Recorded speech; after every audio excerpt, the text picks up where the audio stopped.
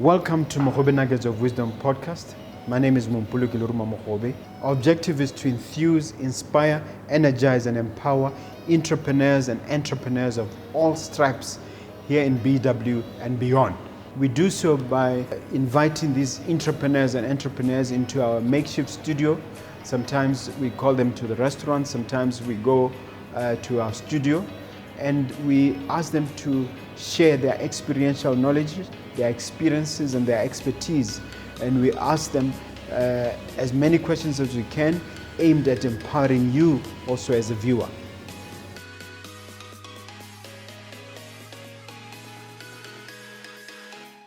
Hello, dear viewer, dear listener. My name is Mompoloki Lerumo Mogobe.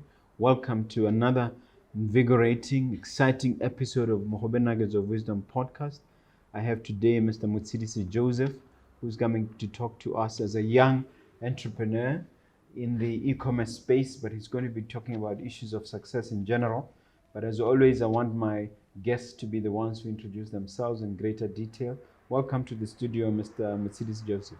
Yes, thank you, Mr. Mogobe. So it's a pleasure to be here. Okay. I've watched so many of your podcast videos. I love them so much. I love what you're doing Thank you. for the industry. Mm-hmm. Anyway, my name is Motshidisi Joseph Ngaiti, co-founder and CEO of Essentiality Survival, which owns the website Ponatshego.com. So my story, it's an e-commerce platform. My story definitely starts a long time ago, when I was like 7 years old. My father introduced me to the first ever computer I ever saw with my eyes. I was so happy when he brought it. I used to stay up late nights, late hours, just playing with the computer, damaging it, fixing it again, playing games, just trying to discover so much about computers. I grew up in a household with two older siblings, very smart. I was considered to be not so smart, like my siblings were very smart. My brother is one of the smartest people I've ever met. He's an aircraft engineer. My sister is a lawyer. Oh, okay. So they grew up really outclassing me at every stage of education. Speaking of education or training, what was the formal training you underwent?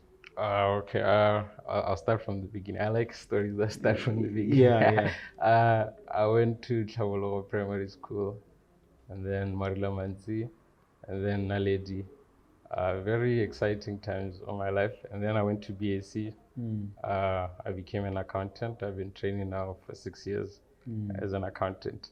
I taught myself how to become a web developer through an online course, as well as going through a lot of YouTube videos, almost 100 hours. This is during, just before COVID. I was studying how to make websites and things like that. I developed my business, Ponatshego.com, during the COVID era.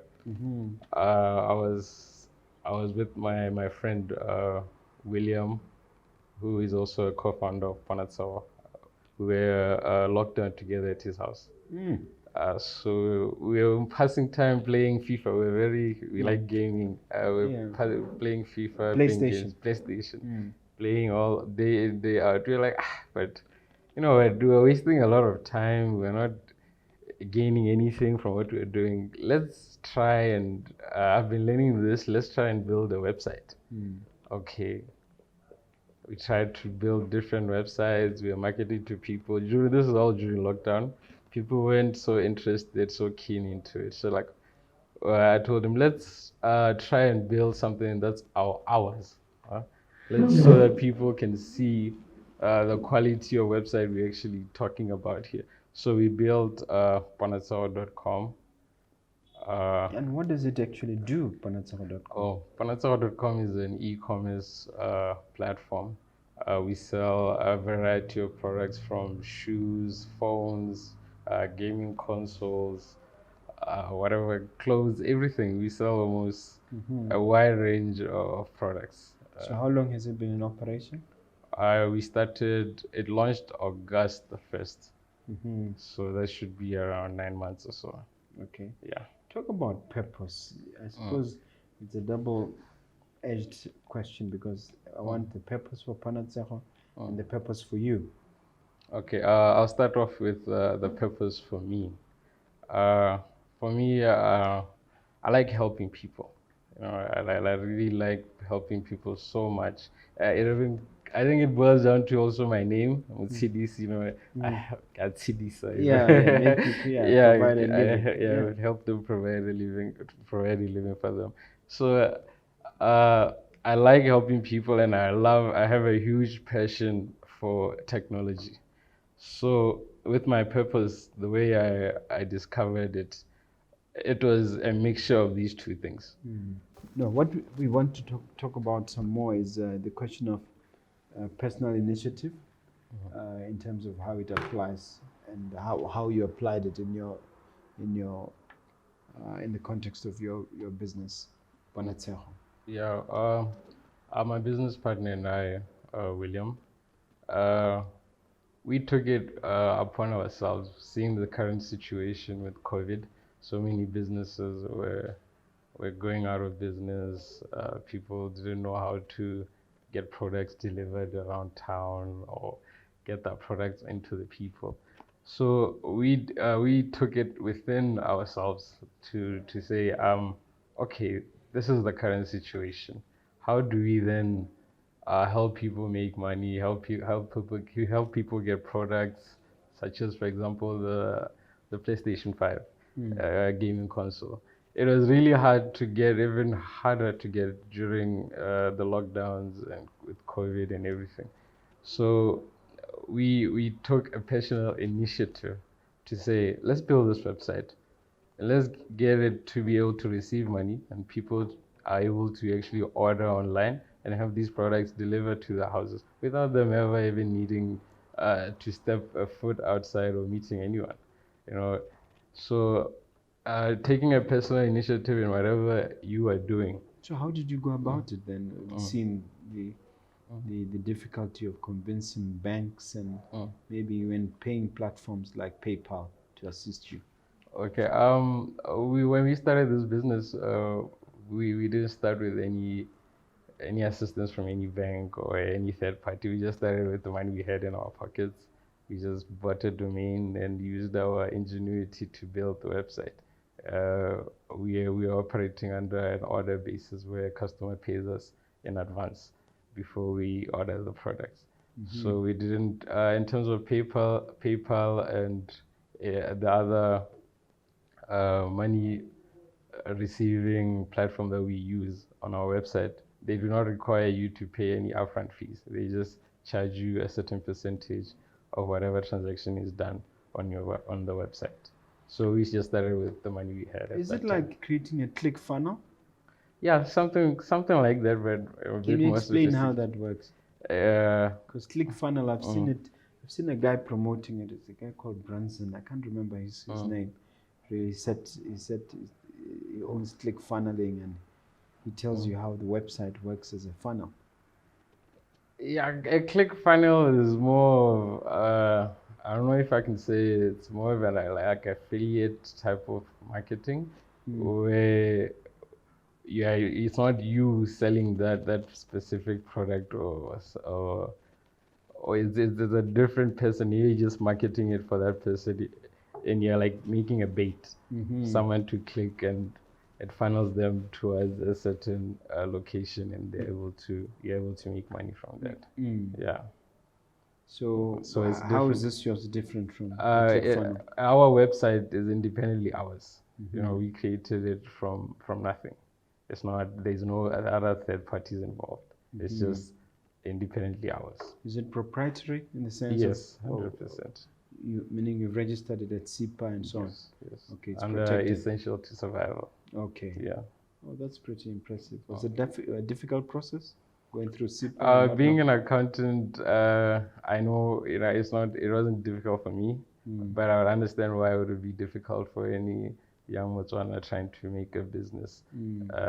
With the experience I have 6 years experience working as an accountant. So I already know the CPA, the BRS procedures, making financials, all these things. Yeah. Let's talk about self-discipline. Somebody making the sort of money you're making at your age, in your first venture, may be tempted to start splashing it around. How do you handle it in terms of from a self-discipline standpoint? Yeah. First, let me correct you again. This is not my first business. I also own an internet cafe. I also run cabs. Oh, I see. Okay, Yeah. you didn't mention it at the beginning. Yeah. Okay. But with self-discipline it boils down to me. I'll just relate it to how I was brought up. It all boils down to my parents. I accredit them with the way they raised me. They raised me to not try to get things I cannot afford, to not try to live a life I cannot afford. Just live within your means and keep pushing from what you have and plan for your future. And so that raises an issue now. You're running multiple businesses. How difficult was it to juggle those balls, as it were, those businesses? With me, I don't like businesses that require me to be there all the time for them to run. So every time I make a business, I make sure it's able to sustain itself and work without my regular input. Well, like I have people managing my internet cafe, and the cabs I also have someone who's always there and they report to me. Okay. But with the e-commerce platform, that's still my baby, and I love it. I'm always there 100%. That's my core business. Is it because it's still at an early stage? A time will come when systems are in place definitely for it to run on its own. Definitely, but I'll always be involved because I have a huge passion for it. Do you want to talk about your expansion plans? Yeah, our expansion plans are to sell within Southern Africa. Currently, we're selling mainly in Botswana, but we have sold in Namibia and South Africa. But our expansion plan is to sell within Southern Africa. That's your Zimbabwe, Namibia, the whole of Southern Africa. We started marketing those locations. We're actually still developing a marketing plan for the outside locations. Okay. One thing you'll talk about is team plan. Can you explain us? Teamwork. Can you explain to us the status of your teams and how these teams work together, and how do you handle the challenges associated with teamwork? Yeah. With teamwork, no individual can do anything alone. That's the first thing you must understand in business. You can never do everything alone. You need to delegate. With my different businesses, like I said, I have different people managing those other businesses, and they all report to me on what's going on a daily basis. With our e-commerce platform, our team currently consists of 5 people, and we all work together with common goals. We meet on a weekly basis. I think with e-commerce, we don't keep offices. We just meet together at a certain location and we strategize. And we always talk. Feel free to meet at Nona's every now and then. We have a restaurant downstairs. Definitely. I'll definitely be coming here more often. Okay. Yeah. Adversity and defeat. Talk to us about those two. Some say those are imposters. With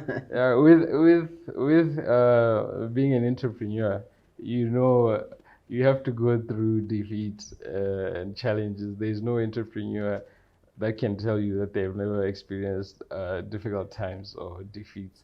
But you do not let defeats become failures. After a defeat, you dust yourself off and you get up and you do better. Tell me, has mentorship played a role in your business enterprises, and how did that go? I've never really had a mentor, but I've had people that I look up to. For example, I watch a lot of YouTube videos, and I believe when you want to do something and you're passionate about something, it's better to learn from someone who has actually done it than just listening to everyone and taking everyone's opinion, because not everyone's opinion is directly relevant to you and what you want to do with your life. So if, for example, you like myself, I listen a lot to Jeff Bezos because that's someone I inspired to be something like, he actually done something I'm passionate about. So that's the person that's the person I listen to, and I take that advice very seriously. Okay, so locally, is there a businessman that you look up to that helps you with your business? Locally, I have Mr. Aran, who's helping us a lot. Yourselves, you helped us a lot, as well as there's an accelerator program called Tsoga Africa. It consists of Mr. Ibrahim Mohammed and Lerang Sololwani. Mr. Ibrahim Mohammed from O3, Lerang Sololwani from Lucien Group. We strategize with them on a weekly basis on how to grow and accelerate Ponatshego.com. Tell us about that Ponatshego. No, tell us about that accelerator program and how it works with Ponatshego. Basically, they're an incubation.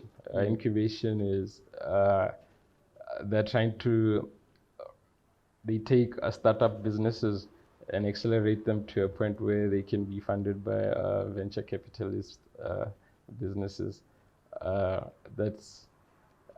They help us with the knowledge they bring and experience. They help us avoid certain errors that they have made before in business.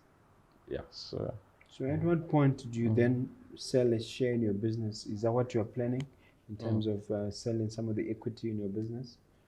Yes, definitely. To a venture capitalist? Definitely. When people, when you are approached by experienced veterans in business, people who actually know and have connections that you do not have, it's worth it at that time to give them equity and let them help you, assist you with that vast knowledge. What do you say to those who say that it could be dangerous because you lose control and you end up basically diluting your shares? I believe risk is part of business. Risk is part of business, but the main thing to do to try and reduce the risk you're taking. Always investigate more into people who you're letting invest or have a stake in your business. Know more about them, and always do not give away all of your shares. The majority shareholding. You should always have majority shareholding of your business.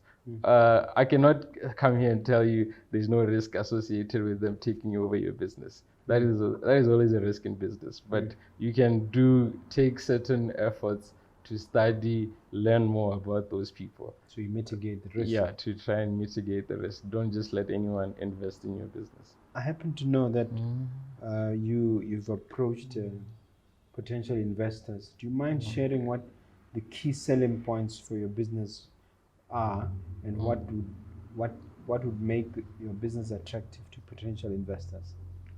Okay. We approached A and B for an investment. Mostly, I would love to say it's not really about the business itself. When an investor comes, you must very much know well that they're investing in you. It's about you, not mostly the business, but you, the person running the business. Because these are people with a lot of money. They can easily make whatever business you're doing at any time, any hour. They have a lot of money to do that. But one thing they can't replace is you, the owner of the business. So you are the key selling point of your business. So in the case of you, that you're just boiling down to you. It's not like there's a business system that you've created that can operate independent of you. No, that is where my partner and I noticed we needed more assistance, and we approached A and B to help us develop a machine where we do not need to always be there for this business to run. And with Tsoga Africa, we are learning a lot that they can assist us make a business that just doesn't need us to always be there, managing it. a business that can actually run itself. There might be a viewer out there who doesn't know much about Angel Network Botswana, A&B. Do you want to say something about them, who they are, how they operate? Yeah, A&B is made up of different veteran entrepreneurs in Botswana who decided it was high time they made a change in Botswana and came together as a collective to try and help young startup businesses make it in this very tough terrain of Botswana business. Yeah. Okay. I happen to be a member, by the way. I'm in the mentorship committee. Definitely. So we're trying to help where we can. Do we cover on the creative vision? Do you want to say something more about your creative vision? Yeah, well, creative vision boils down to the imagination. I would love to say, never doubt yourself. Never doubt your ideas. We are human beings, not cattle who are just supposed to. We think different thoughts. So this means going in and outside the car. We think different thoughts. So never think low of your dreams, and don't just tell your dreams to everyone. Tell them to people who can relate, so that they help you make that dream into a reality. And they can add value. They can add value. And never take your dreams for granted. They are the reason why we exist. We're here to pursue dreams. Okay. What habits are the important habits that have helped you in your success journey? And what more would you like to tell us about habits? Yeah, well, habits boil down to are you a doer or a procrastinator? For me, that's how I look at habits. There are certain habits. Doers versus procrastinators. Yes, there are certain habits that are just a waste of time. You have to replace a habit with a habit. You can't just delete it and nothing is entering that space. So rather read a book, learn something new with your free time. Don't be there watching MTV videos. These using Instagram for just watching people live their lives. Do something with your life. You're not here to watch other people. Life is a very competitive and short thing. So are there positive habits that you can point to? These are my habits that I've cultivated. Yeah, well, I make sure. I don't like reading. I like listening to audiobooks. So I make sure almost every 2 days I listen to an audiobook. I do the same. It helps me learn more things that I don't know about, because books have a lot of knowledge of people who lived in different lifetimes. So I do both. What's wrong with both? There's nothing wrong with both. There's nothing wrong. Don't get me wrong. My eyes. Just a preference. Yeah, I get dizzy while I read. It's a very weird thing, but I really get dizzy from just watching always on the book. So I like listening. When I listen, I don't forget. Okay. Yeah. So that is the one habit that you stuck with. Any other habit? Yeah. Well, I like gymming a lot. It helps open up my brain. I feel like every time I take to gym, play soccer, it helps me relax. Okay. Yeah. Those are very good success habits. Yeah, very much so. Exercise is at the core. Okay. One of the things that you want to share has to do with going the extra mile. I happen to believe in the importance of the extra mile, and I think that the magic happens in the extra mile. What's been your experience? What would you like to share? Yeah, well, with my experience in business and extra mile is that if you do something, if you do a service or a job for a client, for example, and you do an okay job, how do I separate you from the rest, But if you go the extra mile and provide a service that's more than that was needed. For example, we're dealing with a company that keeps buying a lot of products from our e-commerce platform. So we decided, you know what, next time these people order from us, we're giving them a premium package. They ordered an S20 Ultra. It's a Samsung phone. We give them an S21 Ultra. Just as a thank you. For the same price? For the same price. We went the extra mile to say, we really appreciate the business you're giving us. Yeah. Okay. Are there any other examples of going the extra mile that you can share as a company in terms of what you provide? As a company, Because I'm sure there are other people in your space who are trying to muscle them way through. So what sets you apart? well, that boils down to our user interface on our website. We just didn't want to create something that customers just come and it's an end to a means. You just come and buy, click, and you're done. We wanted to create the ultimate online experience as if you're in a shop. So we made sure you can ask to talk to a manager on our platform. We made sure that videos that describe every product that you're about to buy. If you're maybe interested in shoes, there's a video there for you to see how the shoes look at every angle. So it's like a virtual store. It's like a virtual store. And what? I was told not to say this is like a website. I was told to say it's a whole platform that's like. It's not a website. A website is just a small thing. It's like more than that. Yeah. It's a virtual shop. It's a virtual mall, isn't it? Okay. How many products currently are on offer? We have over 500 products on offer. Mostly in the electronic space. Yeah, mostly in the electronic. What else apart from electronics? We recently started selling cars in there. As well, yeah. So that's something that's interesting. Second-hand cars? Second-hand local cars, yes. Oh, okay. That were bought locally in Botswana. Oh, okay. Brand new. Okay, and you've started making sales in that area? Yes. We sold 3 cars now. Okay. You pointed to the importance of having a vision. Yes. So if I were to give you the crystal ball and look at Ponatshego, even your other businesses, 5-10 years down the line, what would be your forecast? What can we expect?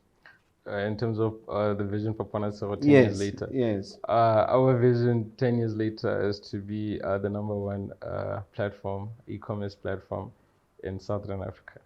That is our main vision that we're developing with the Tsoga team, Mr. Ibrahim Mohammed and Lerang Selolwane. Yeah. Are you aware of the Africa Intercontinental Free Trade Area and Free Trade Agreement?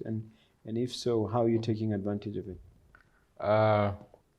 We're still planning on it. We're planning around it. We're planning to take full advantage of it. You covered it on one of your podcasts. It was very interesting. We are still planning for it, so I really can't say much on it. Yeah. All right. This is the part of the show where you get to ask me a question, sir. Yes. I wanted to ask you, with this podcast, when it comes a time where you can't do it anymore, how are you planning on its continuity? Well, I already have a track record in that regard. I started a show called Meet the Overcomers. And there's a gentleman who's doing it now. His name is Rektin Mazani. He just developed a liking to it, and I trained him. And I showed him the ropes, and I sat with him, and he did it. So with time, when this thing gains traction, my hope is that I'll have somebody who comes forward and shows interest. But I'm at a point where I'm still building, the building phase. And my view is that I'm prepared to actually do it myself, even up to 5 years, and get that necessary traction. But if there's someone out there who wants to walk in these shoes and wants to be trained, has the same motivation, has the same hunger, and is interested in moving forward, I'll be looking to partner with them and get it going. Okay, wonderful. That's wonderful. All right. Time you look at that camera, if you don't mind. You see that camera? You're going to talk to that entrepreneur, somebody who needs some encouragement, somebody who needs some inspiration. Having to do with e-commerce space, entrepreneurship in general, and anything you would like to share. Yeah, well, I would like to motivate you, a young entrepreneur at home who might not have much money and don't know where to even start. I would like to say the ideas are in your head. Whatever you're passionate about, it's all in your head. Just to go out of your way to try your best to think about how best you can slowly. You don't have to have a plan and execute it within 1 year, and you're all successful in everything. This and you have a plan for 1 year. It's not good. 1 year is just a small time frame for an idea. Have at least a 10-year plan where you can say within 5 years I should be here, or at least after 10 years then I should be here. Yeah. Okay, that's great. That's fantastic stuff. All right. How do people access you? Is there a website? How do they get to it? As well as any other contacts on social media and elsewhere. How do people reach you? So yeah, you can reach me at on WhatsApp or Instagram or Facebook. WhatsApp is 72935016. On Instagram, I'm jigga.bw, or just search my name, Motshidisi Joseph Ngaiti. Facebook as well, Motshidisi Joseph Ngaiti. I'm very active on social media, so whenever you send a text or want to know anything e-commerce related, or maybe you need assistance with anything, you can just let me know. I'll always respond. Thank you very much. It was a privilege and an honor, sir. Thank you very much. Thank you, sir. Yeah.